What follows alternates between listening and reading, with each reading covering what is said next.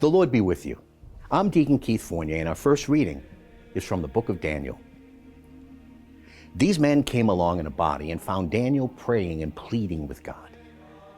They then went to the king and reminded him of the royal edict.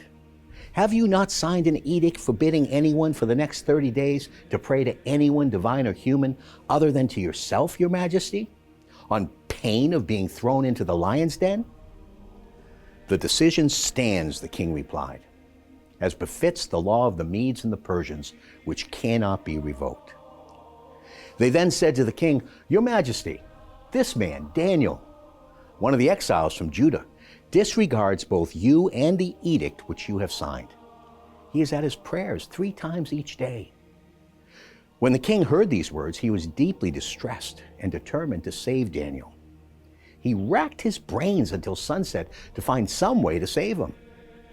But the men kept pressing the king, Your Majesty, remember that in conformity with the law of the Medes and the Persians, no edict or decree can be altered when once issued by the king. The king then ordered Daniel to be brought and thrown into the lion pit. The king said to Daniel, Your God, whom you have served so faithfully, will have to save you.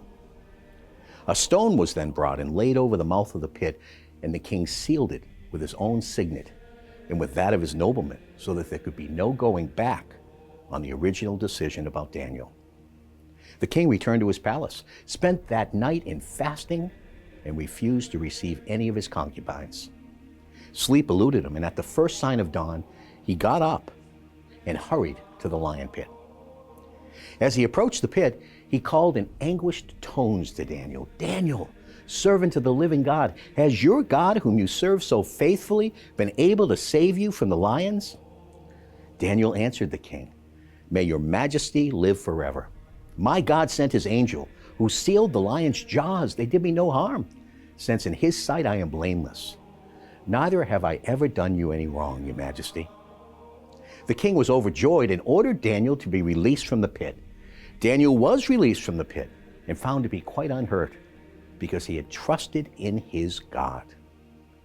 The king then sent for the men who had accused Daniel and had them thrown into the lion pit, and their wives and children too. And before they reached the floor of the pit, the lions had seized them and crushed their bones to pieces.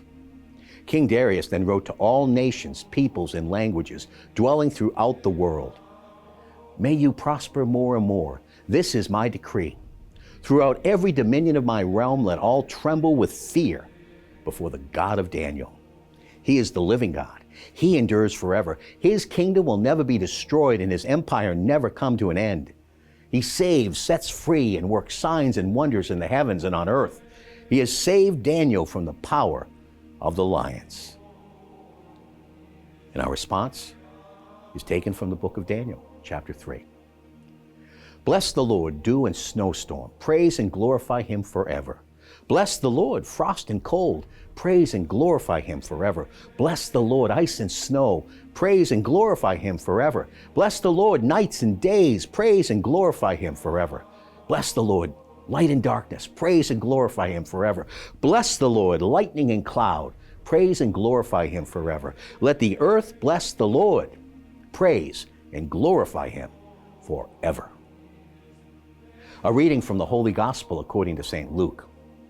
Jesus said, When you see Jerusalem surrounded by armies, then you must realize that it will soon be laid desolate. Then those in Judea must escape to the mountains. Those inside the city must leave it, and those in country districts must not take refuge in it. For this is the time of retribution, when all that Scripture says must be fulfilled. Alas for those with child or with babies at the breast when those days come. For great misery will descend on the land and retribution on this people. They'll fall by the edge of the sword and be led captive to every Gentile country. And Jerusalem will be trampled down by the Gentiles until their time is complete. There will be signs in the sun and moon and stars, on earth nations in agony, bewildered by the turmoil of the ocean and its waves, men fainting away with terror and fear at what menaces the world, for the powers of heaven will be shaken. And then they will see the Son of Man coming in a cloud with power and great glory. When these things begin to take place, stand erect, hold your heads high, because your liberation is near at hand.